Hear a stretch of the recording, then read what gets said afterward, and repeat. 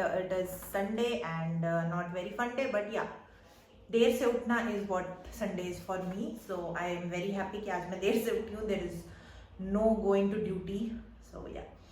So let me start. Now I'm making this video as I'm in my last department for internship and I got many DMs की internship से क्या important things है जो हमें सीख लेनी चाहिए, you know, for general things. But I'm not here to tell you कि ये आ जाओ, ये सीख लो, वो सीख लो. That is up to opportunities and interest I may add. So I'll be sharing कि मैंने अपने जो भी डिपार्टमेंट्स में इंटर्नशिप की तो वहाँ पे क्या सीखा, क्या देखा and what were the takeaways for me from that particular department, right? So starting from OB-GYN, मेरा फर्स्ट डिपार्टमेंट OB-GYN था और वहाँ पे आई गेस की हिस्ट्री टेकिंग, वैसे तो सारे डिपार्टमेंट की ओपीडी में history taking is utmost important, we all are aware of that. But OB-GYN में मेंस्ट्रुअल हिस्ट्री जो हो गई या फिर जो फीमेल की एक अलग हिस्ट्री होती है प्रॉपर, राइट, वो एक बहुत ही इंपॉर्टेंट रोल प्ले करता है when we have to order certain investigations. Like अगर उसके पीरियड्स मिस हुए हैं या अगर उसके पीरियड्स पहले आ रहे थे तो लास्ट कब आए, कितना फ्लो रहता है, कितने पैड्स चेंज करती है, अगर उसके फ्लो में क्लॉट्स आते हैं या नहीं आते हैं. So these all play a very crucial role when we have to make a diagnosis or even we have to prescribe something to the patient, right? So OB-GYN में ये बाकी pap smear, right, वो तो बहुत important है because cervical cancer we all know is a preventable cause preventable cause of cancer से हम prevent कर सकते हैं, राइट. तो पैप स्मीयर लेना देना वो आप देखो, वो आप सीखोगे इन गायनी, वो उसमें काफ़ी मजा आएगा. एंड ऑब्वियसली लेबर रूम में ड्यूटी रहेगी तो आप बहुत सारी डिलीवरीज देख सकते हो कि व्हाट एक्चुअली हैपन्स, कैसे पीवी एग्जामिनेशन करते हैं, कैसे डायलिटेशन पता चलता है and all that stuff. And when a male patient comes in gynae, why I'm saying is because infertility का अगर कोई इशू है तो आपको मेल पेशेंट भी देखने मिलेंगे. उस पर हम प्रॉपर प्रोटोकॉल फॉलो करते हैं क्योंकि कई पेशेंट्स हमारे टाइम पे भी मेरी पोस्टिंग में भी ऐसे आए जिन्होंने केवल 6 months ट्राई किया था. सो उनको काउंसिल करना पड़ता है कि आप 1 साल तक ट्राई करो. अगर 1 साल के बाद भी रिपीटेड एफर्ट्स के बाद भी अगर बच्चा नहीं हो रहा है then will proceed with the investigations and the simultaneously solutions for that, right. तो OB-GYN में तो ये. The next one was medicine. I enjoyed medicine because I guess वहाँ पे राउंड्स में इतना सारा आपके सीनियर्स जो भी रहेंगे और मेडिसिन में हमारे जो PG JR सीनियर्स थे they were quite helpful to us. तो मेडिसिन तो आई एम सॉरी हाँ, तो मेडिसिन तो काफ़ी मज़ा आया. एसेटिक टैप वगैरह करने मिला, वो तो मैंने रील्स में शेयर किया ही है बिकॉज इंटर्न लेवल के लिए ये बहुत अच्छी बात है, ठीक है. मैं बता रही हूँ, अगर किसी को लग रहा हो कि क्या है ये, तो नहीं, इंटर्न लेवल के लिए अच्छी बात है क्योंकि मुझे तो अच्छा लगा. तो बाकी और जो राउंड्स में आप सीखते हो practical and theory are somewhat different because मैं क्या करती थी ना कि कई बार राउंड्स में कुछ ऐसी बात होती थी जो मुझे पढ़ाई, मतलब मैंने पढ़ी नहीं है, हो सकता है सब लोगों ने पढ़ाई हो, बट मुझे न्यू लगती थी. तो what I used to do was कि वेट मैं दिखाई देती हूँ ताकि लगे कि सही बोल रही हूँ मैं. दिख रहा है guys? I think it's visible, I don't know, please आप देख लो. तो what I used to do कि मैं आके लिख लेती थी जो मुझे एक्स्ट्रा लगा कि ये पॉइंट मुझे पता होना चाहिए एज अ प्रैक्टिशनर. जब कभी भी आप प्रैक्टिस करोगे, क्योंकि बहुत लोग FMG के बाद, इंटर्नशिप के बाद दे open their own clinic, right, तो थोड़ी बहुत चीज़ें आपको, क्योंकि मैक्सिमम जो पेशेंट्स आएंगे वो मेडिसिन से रिलेटेड आएंगे, तो थोड़ी बहुत चीज़ें अगर पता हो तो it's well and good, right. तो मेडिसिन में तो बहुत मज़ा आता है. OPD में बैठो या राउंड्स कराओ पेशेंट्स के, पता चलेगा कि क्या दिक्कत है, नॉर्मल क्या दिक्कत आ रही है, उसके लिए क्या दवाई देनी है, क्या डोजेस रहेंगे, वो मेडिसिन में आप सीखोगे. तो ये आपको मेडिसिन में करना है. तीसरा आता है surgery. Surgery is hectic for interns और PGR के लिए तो सारे डिपार्टमेंट हेक्टिक है, लेकिन हाँ, सर्जरी इज हेक्टिक. और सर्जरी में मज़ा तो आया खूब बिकॉज सबसे ज़्यादा मुझे डर लगता था सर्जरी से क्योंकि surgical branches are not for me, मुझे बहुत डर लगता है सर्जरी से. तो आई फाइंड कि most of the medicos like surgical branch somehow, but I don't know, मुझे नहीं पसंद है. तो बट हाँ, इंटर्नशिप में अगर बोलोगे तो हाँ, मज़ा तो आया बिकॉज ऑब्वियसली उतना मैन पावर था नहीं सर्जरी डिपार्टमेंट में. तो मी and my co-intern were like us against the surgery department kind of thing, maybe I am exaggerating, it's okay. तो ये सिनेरियो था। तो सर्जरी में मोस्ट इम्पॉर्टेंटली तो हिस्ट्री दी तो सर्जरी में वही रहेगी। अगर हाइपरटेंशन की है, डायबिटीज की है, तो पहले आपको उसको मैनेज करना है कि वो नॉर्मल रहे, तब पेशेंट सर्जरी में जाएगा। तो प्री ऑप में आपको पूरा देखना पड़ेगा। और अगर किसी की हेमोरॉइड्स की सर्जरी है तो उसको पेगलैक पिराना कितना इंपॉर्टेंट है ये मुझसे पूछो, क्योंकि मेरे साथ एक इंसिडेंट हुआ था। Let's not talk about it, but हाँ, तो ये सब छोटी छोटी बातें जो है आपके लॉन्ग टाइम के लिए आपके साथ याद रहती जाएंगी, क्योंकि आप कई सारी मिस्टेक्स भी करोगे इंटर्नशिप में, and it's normal, it's okay. आप बहुत सारे मिस्टेक्स करोगे, एक्सेप्ट करो, सीखो, आगे बढ़ो। उसको लेके नहीं बैठे रहना है, ओवर थिंक नहीं करते रहना है। सब मिस्टेक करते हैं, मैंने की है, मेरे फ्रेंड्स ने की है, आपसे भी होगी, तो आप मान के चलो कि आप सीखने आए हो तो सीखना ही है, ठीक है। तो सर्जरी में बेसिकली तो ओपीडी में तो वो रिपोर्ट ही लेके आए रहते हैं या दर्द से आए रहते हैं। पहले वो मेडिसिन में जाते हैं कि हमारा पेट दर्द होता है, वहाँ पे अल्ट्रासाउंड होता है, and then they come here कि हमारे में कोले है या वट एवर स्टोन या जो भी इशू है, ठीक है। मोस्टली तो ये होता है।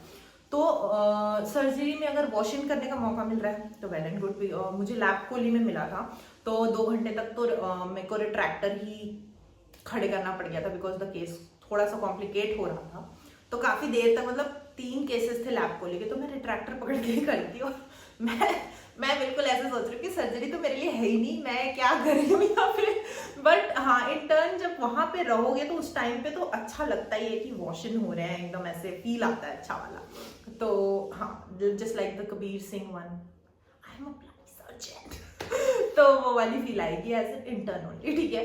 और बाकी फिर पीडियाट्रिक्स था। पीडियाट्रिक्स में भी बहुत मजा आया।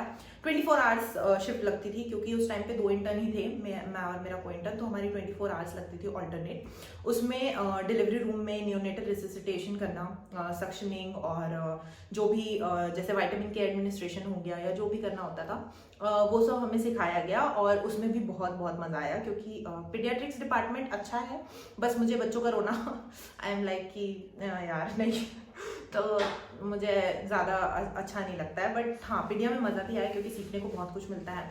क्योंकि paediatrics I think is such a volatile type of branch, fragile type of branch, क्योंकि अगर बच्चे को कुछ हो जाता है तो you are responsible to answer to their parents, and sometimes the parents don't take it. I mean there is more like, बच्चे में ज़्यादा मुझे लगता है रिस्पॉन्सिबिलिटी है। The same thing I think of anesthesia, I'll tell you later. So पीडिया में तो ये, बट हाँ, वहाँ पे भी आपको मज़ा तो आएगा ही जब आप जाओगे डिलीवरी रूम में। आप देखोगे कि जस्ट पैदा हुआ बच्चा आपके हाथ में जब देंगे, and my senior was like इतना डर क्यों रही है, एंड मेरे को डर लग रहा है क्योंकि वो अभी पैदा हुआ है, अभी मेरे हाथ में दोगे तो थोड़ा तो डर लगेगा, बट हाँ, यू विल एंजॉय। और पीडिया में obviously paedia is same as medicine, but it's of children, right. The same things, अगर मेडिसिन में 18 साल से कम है तो we refer to the paediatrics department. तो जैसा मेडिसिन में आप रहोगे कि ओपीडी में बैठ के हिस्ट्री लो, क्या दिक्कत है, और doses calculation, my senior use to say कि ये तो पीजी में करना है डोजेस कैलकुलेट, बट इवेंचुअली जब हमें काम, मतलब ऐसे 24 आवर शिफ्ट थी, तो कई बार ऐसा हुआ कि खुद भी कैलकुलेट करना पड़ता था, तो दे टॉट अस। तो अभी तो मेरे को ऐसे अच्छे से याद नहीं है, बट हाँ, उस टाइम पे था, और बहुत अच्छी चीज़ लगती थी कि बस ऐसे हम खुद से कैलकुलेट करके दे रहे हैं। तो या एक तो ये हो गया, और बाकी फिर तो माइनर डिपार्टमेंट्स थे। माइनर डिपार्टमेंट्स में तो मैं ये कहूँगी कि आपको जैसे 2 वीक्स का कोई डिपार्टमेंट है, या 8 डेज का है, 10 डेज का है, तो उसमें आपको नंबर ऑफ केसेस ज़्यादा तो नहीं मिलेंगे, बिकॉज जैसे बड़े मेजर डिपार्टमेंट में हम 6 वीक्स 7 वीक्स रोटेट करते हैं, तो हमें काफ़ी सिमिलर केसेस कई बार ही रिपीट होते हैं, तो वो ऑटोमेटिकली हमको याद हो जाते हैं। लेकिन माइनर डिपार्टमेंट में हो सकता है कि उतना आपको लोड ना मिले, बिकॉज जैसे कि पेशेंट लोड पे भी डिपेंड करता है, प्राइवेट एंड गवर्नमेंट, तो दैट्स द डिफरेंस। मेरा प्राइवेट था, तो ऑब्वियसली माइनर में पेशेंट लोड कम है, बट अगर आपको कोई ऐसा केस दिखता है जो आपको याद नहीं आ रहा, लाइक देख लिया आपने, उसके बाद आप उसके बारे में जाके पढ़ सकते हो, लाइक इन ऑर्थो स्प्लिंट्स आप ऑर्थो में देख सकते हो, राइट। क्योंकि जब आप आंख से देखोगे और बुक में ऑब्वियसली जब हमारी फोटोग्राफिक मेमोरी, हम पिक्चर देख के इतने अच्छे से याद कर लेते हैं, तो जब आप लाइव देखोगे तो आपको और अच्छे से याद आएगा। तो स्प्लिंट्स आप देख सकते हो। ऑर्थो में आपको प्लास्टर लगाना सिखाएंगे, दैट विल बी लाइक कि हाँ, फिर आप खुद से ही कर लोगे कि इतने लेयर्स बनाने होते हैं, कैसे करना होता है, आर्चेस के हिसाब से हमको लेयर बनाने होते हैं लेग के, ठीक है। तो ऑर्थो में वो सब करना है। एनेस्थीसिया मैंने अपनी रील में भी बताया था कि एनेस्थीसिया वाज समथिंग कि I didn't like but end up loving it because I guess GA और इंट्यूबेशन एंड स्पाइनल एनेस्थीसिया, मतलब ये सारा कुछ सक्सेसफुली कर लेना। आई मीन इंट्यूबेशन ऑब्वियसली मेरे से नहीं हुआ, my co-intern did it really well, but मेरे से उतना अच्छे से नहीं हो पाया। बट हाँ, असिस्ट करना और ऑलमोस्ट तो कह सकते हैं, तो वो तो मैंने किया ही था। तो वो चीज़ें मुझे एनेस्थीसिया में काफ़ी पसंद आई। और anaesthesia is a adrenaline rush branch as everyone says it is. So अगर आपको लगता है कि you can handle that adrenaline rush, because me I am sort of an anxious person, so I don't know कि मैं anaesthesia में fit बैठूंगी या नहीं बैठूंगी। बट अगर कंसिडर करने का आया चांस तो yes, I will be considering, because internship से पहले जब भी आप रोटेट करते हैं तो there are certain departments which you like, but after rotating may be आपकी चॉइस सेम रहे, मे बी कुछ एड ऑन हो जाए, या मे बी कुछ पसंद, मतलब जो पहले था उससे चेंज हो जाए। तो ये था एनेस्थीसिया, लाइक मुझे उतना वो नहीं था, बट जब मैंने प्रोसीजर्स किए और वो अच्छे से सक्सेसफुल हो गए, तो आई एम ऑल्सो थिंकिंग कि हाँ, एक एनेस्थीसिया के बारे में भी पीजी में सोचा जा सकता है, राइट। वरना what I like is psychiatry, dermatology और ये सॉर्ट ऑफ थिंग। और बस फिर माइनर में ये, और बाकी पीएसएम जो कि एक मेजर है, बट आई थिंक कि इट इज आरएसटीसीज। अगर आपके उसमें पोस्टिंग्स लगती हैं आरएसटीसीज में, तब तो आप बहुत अच्छे से सीखोगे ऑब्वियसली, बिकॉज आरएसटीसीज में आप ही बैठोगे।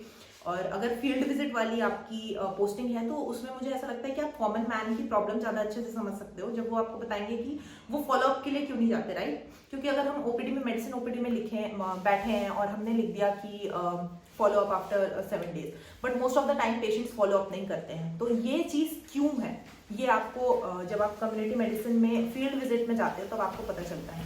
वहाँ पे हम काउंसिल भी करते थे, क्योंकि बहुत सारी प्रेग्नेंट फीमेल्स हैं जो कि फोलिक एसिड नहीं ही लेती है, और मोस्ट कॉमन रीज़न जो वो देती हैं वो यही रहता है कि हमारी मम्मी ने भी हमें पैदा किया था, बट ऐसा लगा नहीं, लाइक चलिए कोई बात नहीं। हाँ, तो हमारी मम्मी ने भी पैदा किया था हमें, उस टाइम उन्होंने कुछ नहीं खाया, ये वो, तो वो जनरेशनल जो चल रहा है उस कारण ये हमें रीज़न देते हैं। बट बहुत सारे मतलब 2 से 3 लोगों को मैंने खुद भी काउंसिल किया था। तो जब नेक्स्ट विजिट में मैं जाती थी तो दे यूज टू टेल कि हमने खाना स्टार्ट कर दिया है फोलिक एसिड। तो यू फील कि अकम्पलिश्ड टाइप ऑफ कि हाँ चलो मैंने काउंसिल किया, कुछ अच्छा ही बताया इन्हें, कुछ अच्छा ही स्टार्ट करवाया।